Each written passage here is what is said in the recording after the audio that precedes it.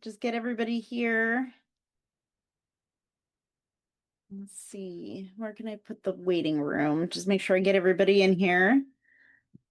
All right, we've got our participants, we've got our chat up. Hello, happy Thursday.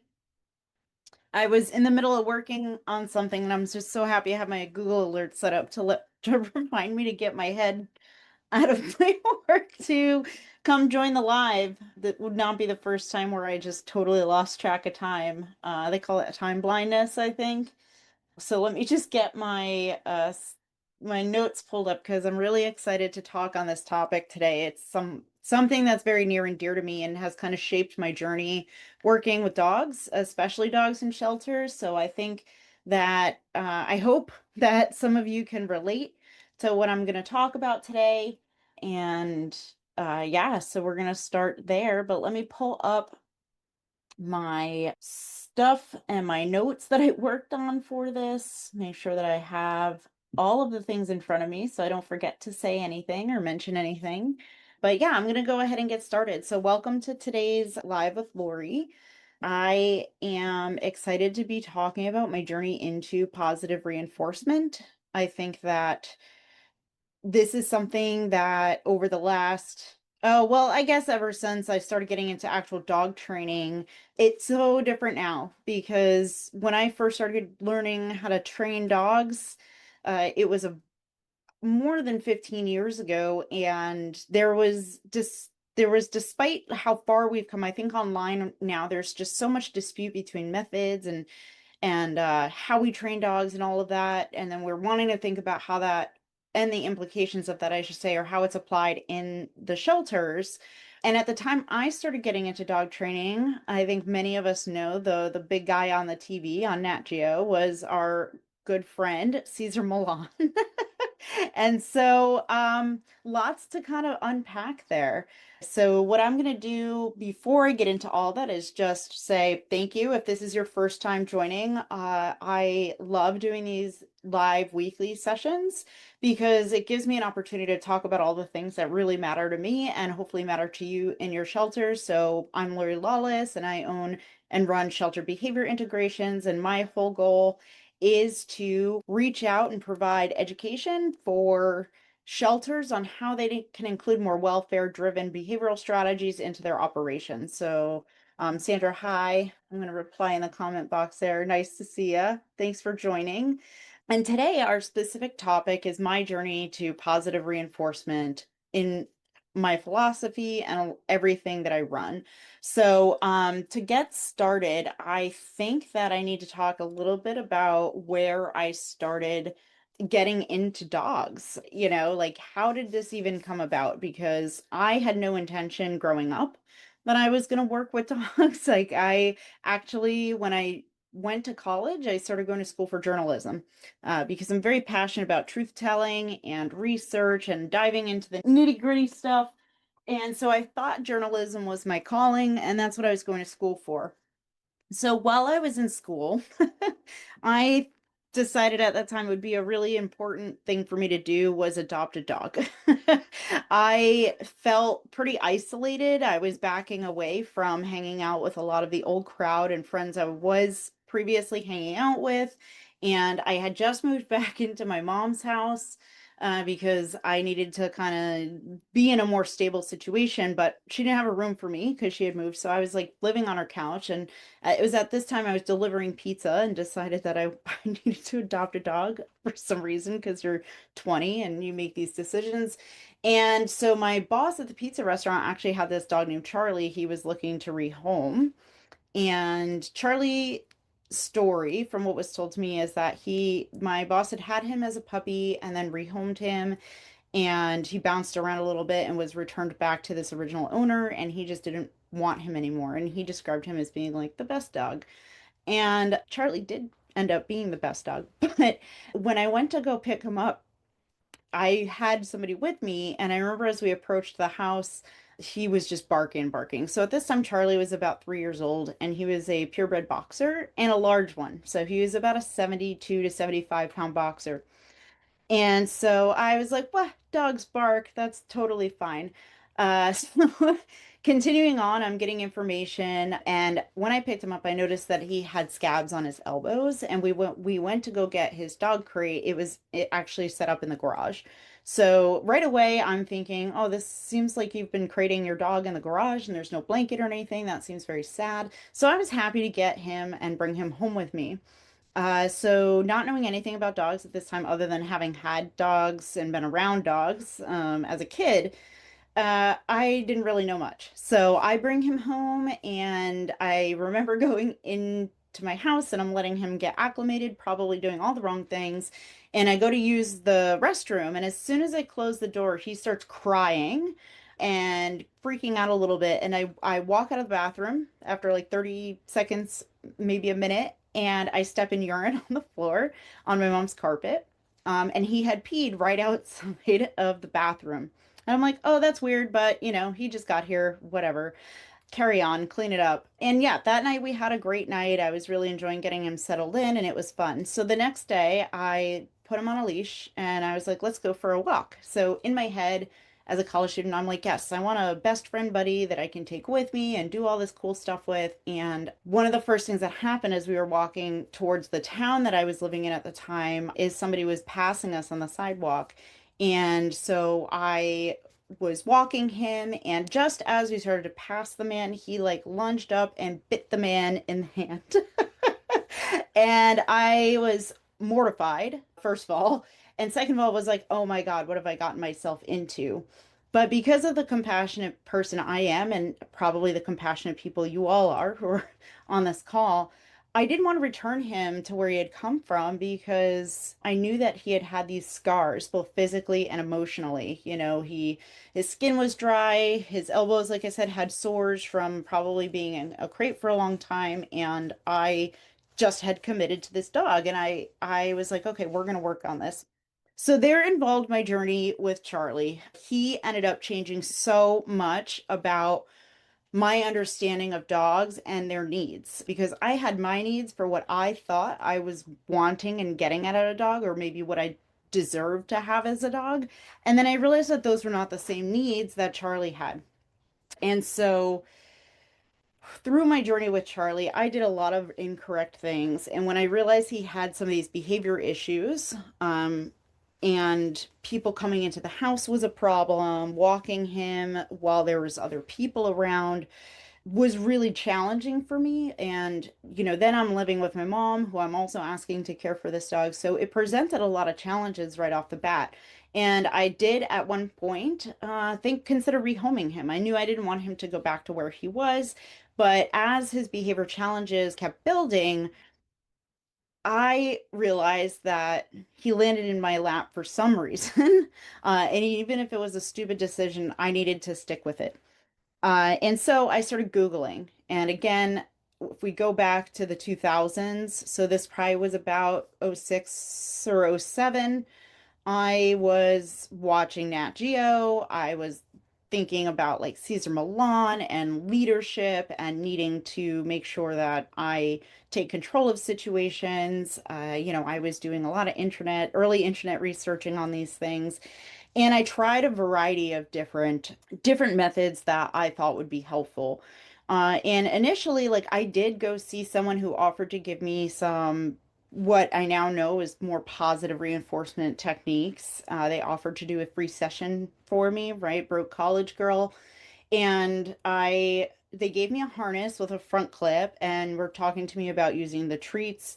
And but again, I didn't pay for like a dog trainer to work with. I didn't have the budget for that. So as we know now, what I do know is with reinforcement, it has to be consistently applied, and we need to work on managing the environment for success. And so those are some of the concepts that I didn't broadly understand. I just thought I was like feeding him food, and I didn't see his behavior getting better at all. So on this journey, what I started doing to kind of continue going to college, continue working, and figuring things out as far as how am I going to manage and house this dog. I started volunteering at a local shelter because of all the time I guess I had at the time. I just don't know what I was doing in my 20s and where all that energy came from, but I wish I could have it back.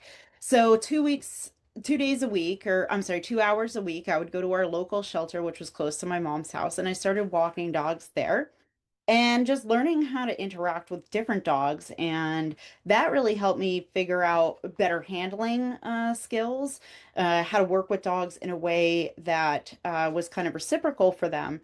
But I still wasn't getting what I needed as far as how I can help this dog, Charlie. So that shelter that I was volunteering with at the time was largely a transport from the South Shelter. And if you were on my thing the other night with Sue Sternberg, we talked a lot about how even that population has changed. So the shelter had a lot of really happy, nice, go-lucky dogs. They didn't take in local owner surrenders. It was really transport Southern dogs only. So this was when I lived in Connecticut. And so a lot of the dogs I was handling were easy, but yet still, I was falling in love with the idea that all dogs needed a home. And the shelter was not a great place for dogs to learn new skills, and it did help me build on my handling. Now, fast forward, as I'm going through college, I'm like doing more research on dogs and dog behavior on my own. I also started working at a kennel. The kennel I didn't love very much, not because what I found at the kennel is I love working with dogs, but I didn't love the way the owner handled the business, if that makes sense. So I don't really need to get into it. It wasn't for me in the way that I felt the dogs needed more than that boarding kennel was giving. So I got a job at a local dog daycare. And so there I was thrust into groups of 30 dogs or more, you know? And so I'm learning how now dogs are navigating different social scenarios, and I'm learning about aggression, and I'm learning about thresholds in a very rudimentary dog handler aspect. So I'm learning that there are consequences and actions, and there's environmental things that kind of change how the dogs interact with each other and what works and doesn't work in that specific type of environment. So along this whole time, I'm learning more about positive reinforcement training, but again, at home, I'm not getting my issues resolved with Charlie. So it was probably about 3 or 4 years into my life with Charlie where I'm kind of mostly just managing. I always laugh because I lived in a city. So between where I was in Connecticut, it was in a busier area, Danbury, Connecticut, and I would be taking Charlie for walks at like 10 o'clock at night. I always had two leashes on him. I think a precursor to this that I've talked about sometimes of my anxiety with this was because I had a dog who was very aggressive as a child about when I was 8 years old, and he had bitten 3 or 4 people and ultimately was euthanized for aggression when he was only about a year and a half. And so I've known from the very beginning of owning and dog ownership and guardianship that euthanasia is a potential outcome for dogs who hurt people. And I was so terrified, even though Charlie, when he bit the few times that he did while I had him, never really even, he barely broke skin. It was kind of like a quick bite and release. And now I know what I'm looking backwards at is a distance increasing, I need you out of my space behavior, although it was forward moving. So it was like offensive, move out of my space. But he never really injured somebody, right? Nothing that required hospitalization or even a doctor to look at. It was more like a lot of hurt feelings and me being very embarrassed and anxious. But in the back of my head, I always had this inclination that something could go terribly wrong. So my anxiety was also very high. So I'm walking like 10 o'clock at night and I'd see somebody walking down the street and I'm like jumping behind bushes, like hiding behind garbage cans, all this stuff. So I'm still having these challenges with Charlie in between juggling, working at the daycare and going to college full time. So it was around this time that I was moving up in the daycare world, in my little daycare world there. And I was now a supervisor, I believe. And so it was my job to go out at the end of the day and let everybody know how their dogs were doing. And if their dogs were not doing well, describing why. And also, if I had to remove dogs from the daycare, it was my responsibility to do that. And what would happen is either in these conversations in which I'm describing why the dog is not doing well in our environment, or we had to remove the dog and ask them to not come back. All of those are hard conversations. I start getting asked not only questions about dogs and dog behavior, but also about, well, what do I do? Who should I go to? And we had this little trainer plaque, and I would just hand the dog trainer's card out. But I found myself more and more being asked these questions directly and recognizing that I didn't really know how to answer a lot of them or what I should be telling people to do. And because I'm at home with my own dog who has behavior problems, I'm very lucky that Charlie was very neutral and tolerant around other dogs. So he could actually come to the daycare with me, but every time we had a new person that would get started there, I'd have to do like a Charlie introduction. And he still would sometimes bite some of the men. I'm like getting these questions. I'm recognizing that I'm now in a role in which people are looking at me as some type of authority figure. And I really wanted to learn, how can I fix these problems? How can I fix Charlie? Especially in the summer when I was off from school, I was like, I have time. And I met this man, his name is Eddie, and he was a big dog trainer in the Danbury area at this time. And he was someone who was kind of like a prodigy type or similar-esque to Caesar Milan. So he had a van, it had dogs in it. There was like 10 of them. It seemed so cool to me that this dude could roll around with 10 dogs in a van, and he would go to like a local break city, Danbury, Connecticut, local movie theater parking lot, and he would like ride his bicycle around and all the dogs would be following him. So I spent a lot of time with Eddie that summer. I just asking him if I could shadow what he did. And so again, he used a lot more of these dominance or leadership techniques. He did some of the like poking or he would do a snap finger poke situation. That was his correction that he would do. And a lot of slip leads and leash popping. And to me at that time, and what I think looks cool or together, and we see this now with a lot of other dog trainers, especially on social media, that it all looks so well controlled, and that the dogs are so obedient, right? And they are behaving. But we're not understanding, and what I didn't understand at that time was the suppression and the behavior responses were due to fear or fear of something consequence happening, and that they weren't really functioning under their own volition. So there's two specific things that happened while I would don't even want to say interning with Eddie because I don't feel like that's even like an appropriate use of wording, but spending time with Eddie and trying to learn some of his techniques and stuff. And yes, I did start trying to implement them on Charlie, which is very unfortunate because it seemed to me like I have this dog who likes to bite. And it seems like this man knows how to fix dogs that bite, and now we're all happy. But the more and more that started asking him questions, the more I didn't really fully understand the concepts. And I'll tell you the two reasons. One is because I had been hanging out with Eddie long enough, and we were in the parking lot at Lowe's, the movie theater. And I specifically remember sitting there like with his group of dogs. One was like all of them were rehabbed aggression cases. One was dog aggressive, one had human directed bites, one was resource guarding, like whatever it was. And so I'm sitting there and Eddie's like, you know what? I need to go. I'll be right back. If do you mind just like watching the dogs for a minute? And I'm like, yeah, I've gotten to know these dogs are all good.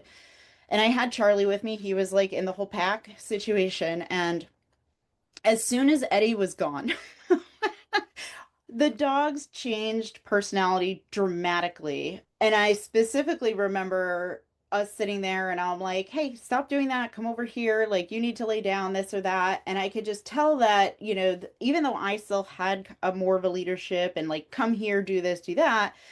When he left, I specifically remember two of the dogs turning around, looking at Charlie, and I could tell immediately what that look was. And I remember very specifically grabbing both of the dogs by the collar at the same time, dragging them to the van and throwing them in because these were the two dogs that had been rehabilitated for dog aggression.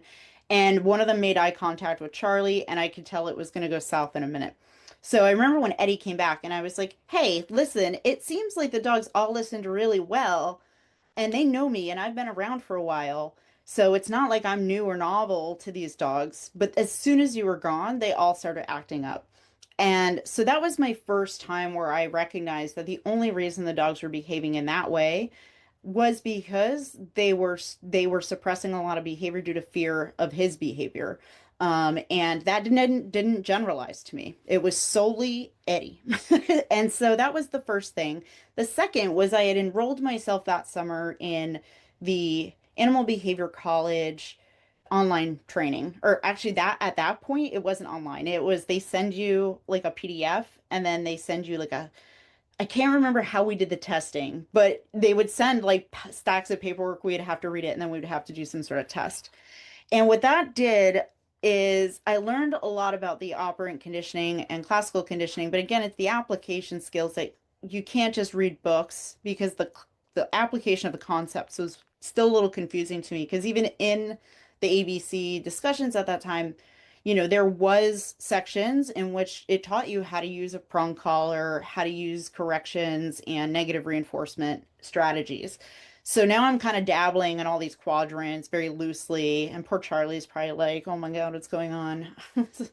And he was so confused. And remember, I'll never forget that look on his face that day when those two dogs were about to go after him because he was so good with other dogs. Anyway, so the next piece of that was that I started mentoring with a certified dog behavior consultant she was through CCPDT. I don't think she had her IABC, but I also don't know if IABC was even around that time. And I started shadowing her classes, and she and her first class, because again, 2000s, did like a 10-minute long discussion about why Caesar Milan is not good. And so I'm sitting in that session with her initially and listening to her, and I'm like, well, what you're describing makes sense. Because you're talking about this behavior suppression. I just saw that happen like 2 weeks ago. So that's starting to click. And then she started talking about the late Dr. Sophia Yin, one of my idols, and gave me a bunch of books and resources to read. So I'm reading all this amazing knowledge about how we don't need to use these aversive or scary techniques, which at this point I thought was the only thing that was going to fix Charlie, right? So I'm reading this and I'm like, oh my gosh, I didn't know any of this. This is cool. And I remember going to Eddie after like my second or third class and asking him specifically about, well, in Dr. Sophia's research, it says that blah, blah, blah, blah, blah. Like reinforcement actually can increase behavior and you can use classical counter conditioning to make dogs feel less scared. And I don't understand why, if we have this knowledge out there, now that I have these accurate sources that have been handed to me, why you're still using these techniques. Like, what are your thoughts on that? I'm feeling a little conflicted because it seems like it doesn't align with what you've been teaching me. And I remember him that was the first time where he got a little weirdly confrontational with me and started saying things like, just because people have doctorate degrees doesn't mean that they actually know anything about dogs, and it's all about their psychology. And it was like the pieces started cracking, and I'm like witnessing it happening in real life and taking it in. So I stopped working with Eddie about a year I'm sorry, about a month after that because I recognized that what he was doing was just his inflated ego of what he thought that he had just come up with on his own versus stuff that had been documented, researched, and there was information about it and success stories. So it was from that point that I was like, Michelle, who was my mentee, I was like, can I start coming to classes with you? With Charlie. I was like, I'm really worried about him biting somebody, even though his not looking back, I'm like, he was like the least aggressive dog I think I've ever worked with. Like his bite levels were so low.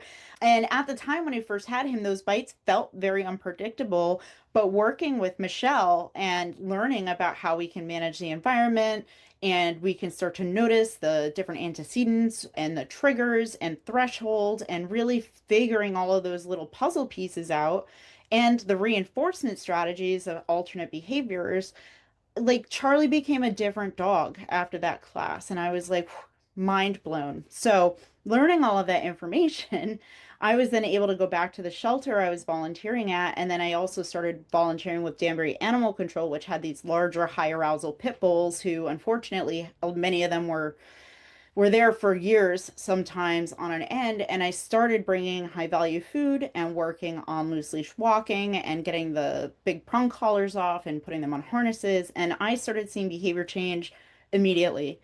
So even taking that and going back to the daycare and realizing, how many dog fights we were having, like the social pressure, how the environment was not, could be, I guess, the environment, there could be minor things we could do to change the environment in the daycare setting to reduce some of the challenges that we were having, especially the daycare when I had first started working there was pretty busy, but the longer I was there, it got busier and we were having more and more dogs. And so we were able to start some behavior tracking sheets. So staff was getting more educated on reading dog body language. And what we ended up doing was creating and custom building special dividers that could be moved around.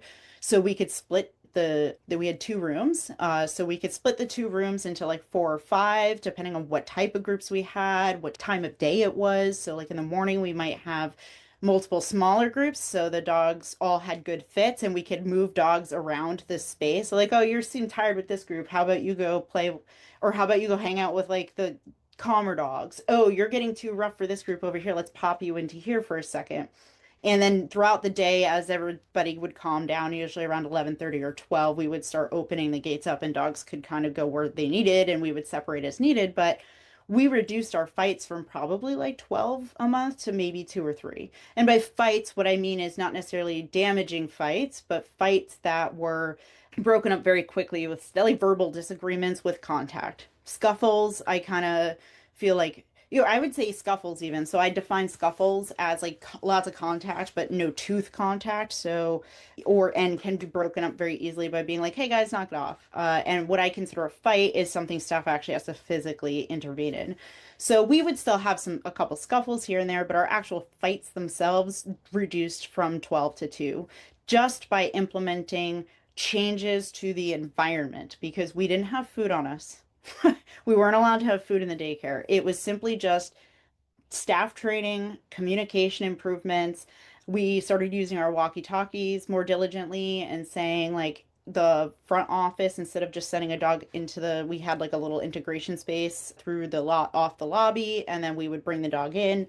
We could know, hey, like crazy Charlie is coming in. This is another Charlie. I'm thinking specifically of this crazy chocolate lab that would come in late every day and everybody would be like finally calming down and then this dog would come in and just so it would be like, oh, Charlie's coming in. So we would actually start pre-moving dogs out of the space because as soon as one dog in high arousal comes into a group, it's going to disrupt the whole flow and ebb and emotions and everything. So we would just start communicating and saying like, okay, I'm going to take this group outside. We'll get Charlie integrated, grab two or three of the high energy adolescent dogs, throw them in with Charlie so he can settle in and then we'll reintegrate him. So just by improving communication walkie-talkies, setting up the environment for sex, not for sex, but for success, we had all neutered and spayed dogs, just so you know. And then also making sure that the dogs, we were meeting their needs in those ways. We just saw such a good reduction, and we were in a reduction in altercations. And in general, the dogs seemed to have more time. We also started splitting off like a playtime for dogs who could have toys. We started doing a nap time for dogs that seemed to benefit from that. So we were really able to start utilizing these positive reinforcement, but not positive reinforcement, but like welfare driven strategies to change the dog's behavior, which led me to really understanding that it was making dogs feel safe and heard. That was the ticket to winning. So, with all of that, Charlie was getting older and older. And I wish I had just known, like, I had known what I knew I could do before the first like 5 years of trying and erroring all of these different things that probably compromised our relationship.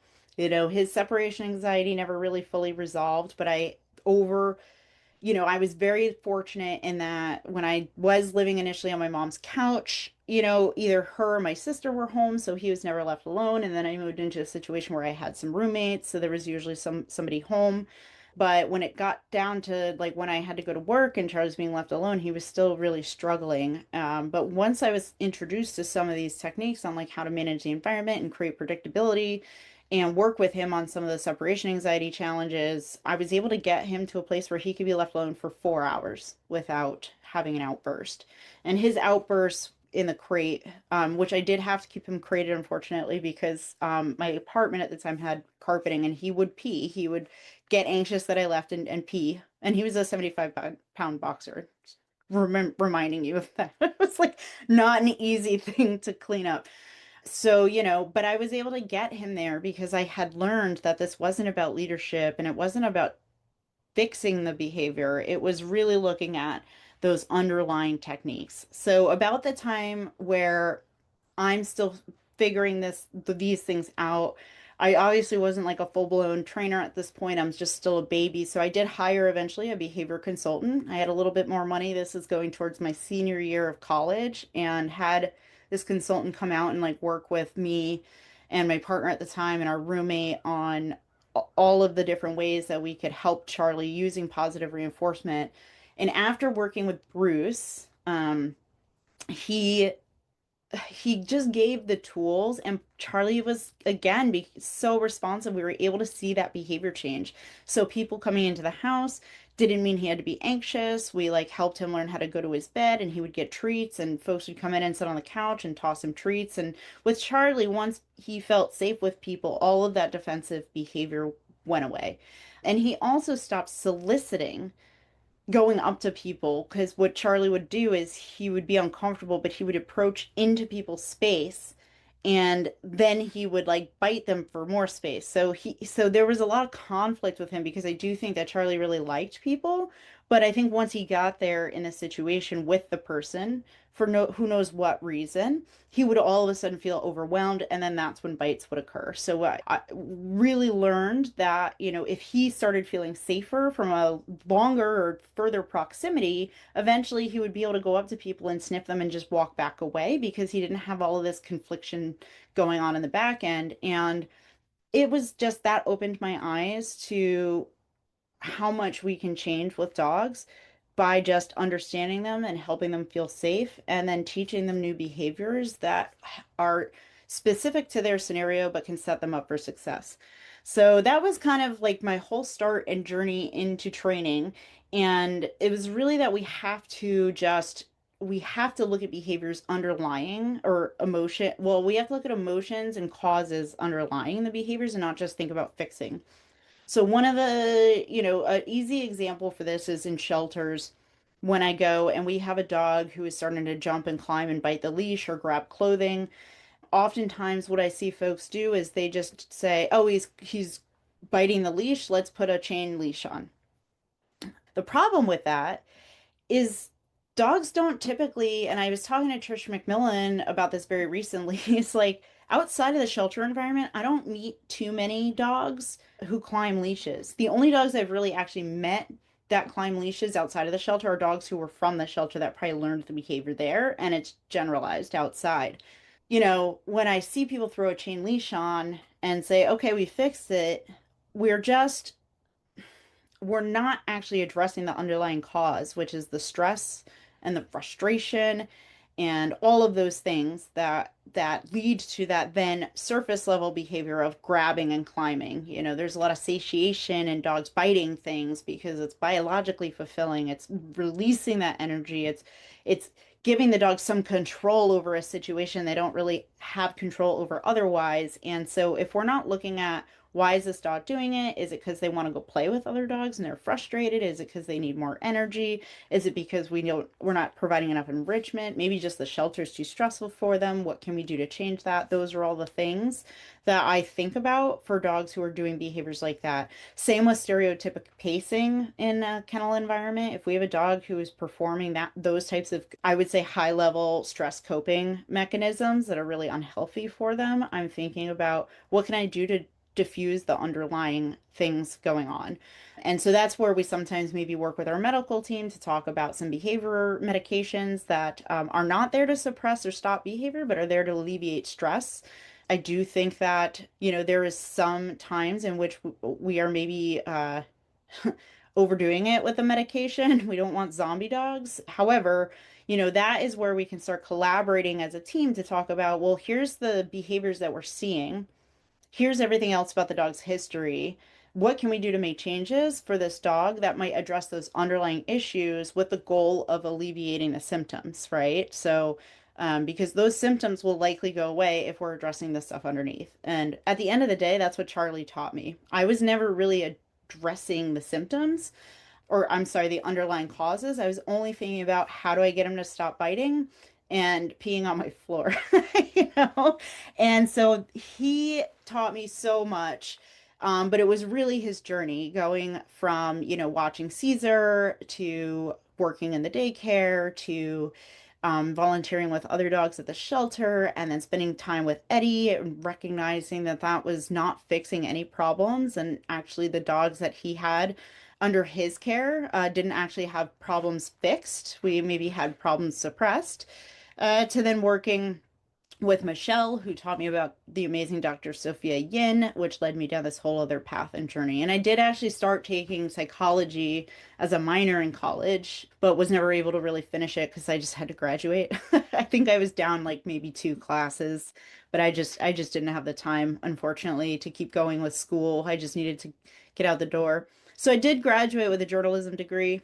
I think I still use it a lot to this day, but I only worked for a small online newspaper for about 3 months after college, and then I got a job at a shelter. So that's kind of how my journey led me from overwhelmed dog owner to the behavior consultant and shelter expert that I am, because it was Charlie that really helped me recognize that dogs who are having behavior challenges are calling for help. And we can't fix that. We need to cooperatively work with them to understand how we can take this holistic approach and use positive reinforcement as much as possible. We know that in the shelter environment, it is very hard, especially if a dog is not eating or doesn't want to engage in eating. When we think positive reinforcement, I think that a lot of people just think about cookies, but there's a lot of other ways to offer positive reinforcement opportunities for rewarding good behavior. So that could be a sniff in the yard. It could be time to go in the pool. I've even really worked with dogs who, there's one dog very specifically in the shelter who was having a lot of trouble going back into his kennel when we had him out in the yard. He was this giant lab mastiff mix. When we had him out in the yard, he was in the pool, and then going back to the kennel, he just didn't want to. He didn't want to be isolated and alone. Obviously, it's really hard to relieve that. But I was like, well, he really loves water. So let's see if we can use something he really enjoys and put that in his kennel. So we got a really big water bowl like this size and basically helped shape the behavior of getting him to go back in the kennel. And we would put some treats in the bottom of the bowl of water, and he would get back into his kennel and he would start digging in the water bowl. And yeah, it made a mess, but he started having an activity he enjoyed while going back into the kennel. So every day we would do something different. It would be like hot dogs one day, it would be like some cheese. It was like bobbing for cheese, and yes, he still didn't love going back to the kennel, but we were able to find some positive reinforcement alternative that helped increase the behavior of him feeling like he could return. So we did stop the balking, and he was about 110 pounds. So when he was like, no, I'm going to pancake here, it wasn't like, all right, let's just pick them up. And it just shows you, when you have a dog that size and you have to troubleshoot these things because you can't manhandle them, it makes you think about how you're interacting with dogs that you can manhandle. And then it makes you think of alternative solutions. Because we shouldn't be manhandling dogs if we have an alternative. And I think that's the biggest thing that I have gotten out of using positive reinforcement training is that I have to think really hard sometimes and get really out of the box to find effective strategies. But if we can do it in a way that the dog is choosing to do the behavior and it's becoming reinforced, so they're more likely to do it again in the future, that is the method that I want to go at all times as much as I possibly can. So, yeah, in shelters, we run into things where we just can't help the inevitable. Vaccines need to happen, dogs need to be moved out for cleaning, etc. But if we have the ability to think outside the box for better reinforcement strategies, why not let the dog choose? Because they've already lost so much choice and autonomy in that environment. Um, yeah, that's kind of my whole spiel. Let's see. Got some good comments in here. Let's see.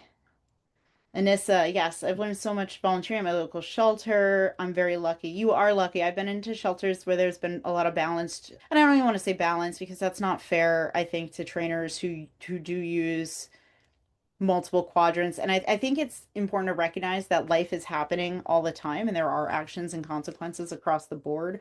But I have been to shelters that use trainers that do things like the dogs are barking, so they smash a stainless steel bowl against the wall, or are using pet corrector for jumping, or are, using techniques that I think are purposefully punishing. And again, if we're not addressing those underlying causes, I think that we're just adding some more fuel to that fire. And it may not pop up right now, but it will at some point down the road. And that's been my experience. Yeah, I think so too, Alicia. As far as if I wouldn't have known about positive reinforcement versus balance training without it, and I wouldn't have believed positive only could work. Yeah. I mean, I definitely think that if I hadn't gone through the experience I had with Eddie and seen firsthand the how that really fell apart the second he wasn't in that space. And then also combining that at the same time with my mentorship with the amazing behavior consultant I was with, I don't think I would have had those two experience juxtapositions right next to each other. And I think, as you guys know, my first actual shelter job was very challenging, and we had dogs with a lot of aggression and aggressive behaviors. And yeah, is definitely something that has stuck with me throughout my career. Good point about the chain leashes for shelter dogs in comparison to pet dogs. We often turn chain leashes. Yeah, chain leashes are so common. And I think sometimes you have to do it for safety, but when you're using any tool, whether that's food or some type of management tool like a chain leash or a head halter, or maybe a prong collar. If you've got a 120-pound dog and all your volunteers weigh 110, sometimes we just have to do things to manage safety. But we should be thinking, what are we doing outside of the management to change the actual behavior? Because the goal is to always get off the tool. Even with behaviors using positive reinforcement for you, you're always looking to generalize and proof the behavior. So, I mean, it doesn't mean I don't use food to reward my dogs when they do great things, but we need to think about that as well. Food can, in a shelter, become something that increases arousal with certain dogs. It can also accidentally, when we're not reinforcing behaviors properly, we can see an increase, right? Because reinforcing increases behavior, whether it's good or bad. So a good example of that, there's one shelter that I've been to that it was very poorly explained to the staff on how to reinforce dogs to get them to stop jumping. And so dogs would jump on them and they would do a treat scatter on the floor. And guess what that reinforced was the dogs jumping. And then when they wouldn't reinforce fast enough, the dog would start biting. And then they were throwing food to get the dogs off of them. And what do we think that reinforced, right? So any strategy you're using can go wrong if not applied properly. There's just less potential behavioral fallout with things that are not like actively painful. But that those two dogs I'm thinking about particularly took a really, really, really long time to work them off of that reinforcement strategy. And that was really not fun. So food can also cause behavior that is not ideal. Yes, I think Ken Ramirez is like yeah, sorry, and this is you. Oh, Alicia. Yeah, Ken Ramirez is such an idol of mine. Oh my God, that just so many things about him coming from his zoology background. And yeah, I think I learned the most from big dogs because you can't manhandle them. And it really makes you think, well, if this is how I'm handling smaller dogs just because I can, that seems very privileged, I guess. I don't know what the right word would be. Convenient, rude, so I pretend every dog I'm working with is 120 pounds as much as I can. Sometimes you have to pick dogs up, and it's not always ideal. Could you list some of the books you were recommending and also use your live recordings with another trainer? Oh, yes. So, Sandra, thank you. So, the live recording from Sue Sternberg will be up onto the website in 2 weeks under the Lawless Off Leash recordings. It's a $20 flat fee for access to all of them. So, yeah, Sue is like a industry. she's been doing this for a long time. It was a really great conversation.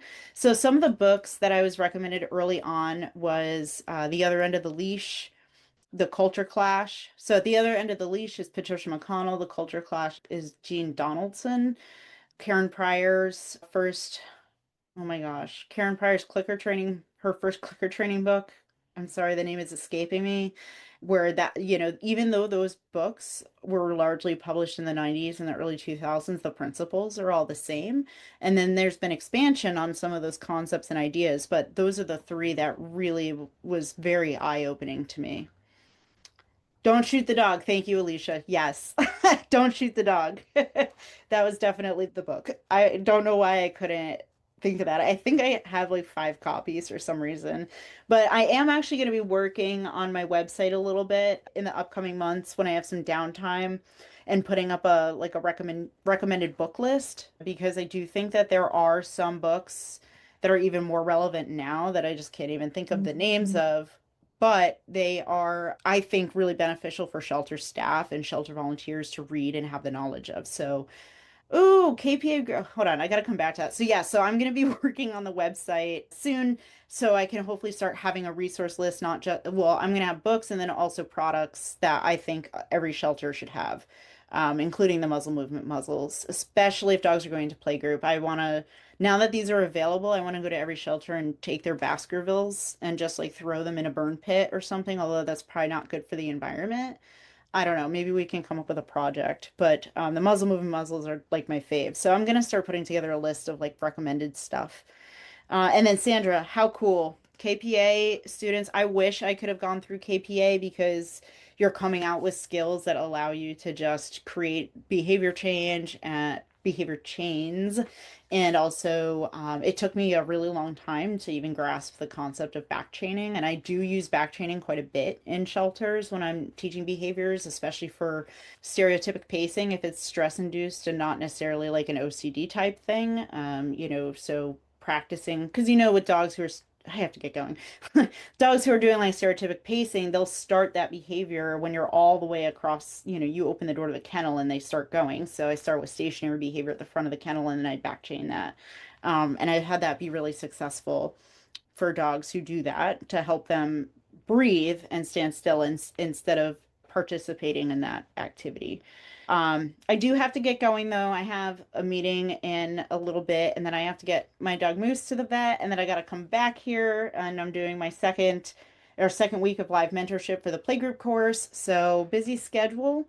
Thank you guys so much for joining. This story of mine is kind of like my whole journey, and I appreciate you coming here and listening to it, and I hope it's inspiring and helps you all think about better ways that we can implement more welfare driven and positive reinforcement strategies for all of our shelter dogs. So, thank you so much. And I hope I get to see you next week. And I am going to be going to the APDT conference in Virginia. So, if any of you are going to be there, come over to my booth and say hi.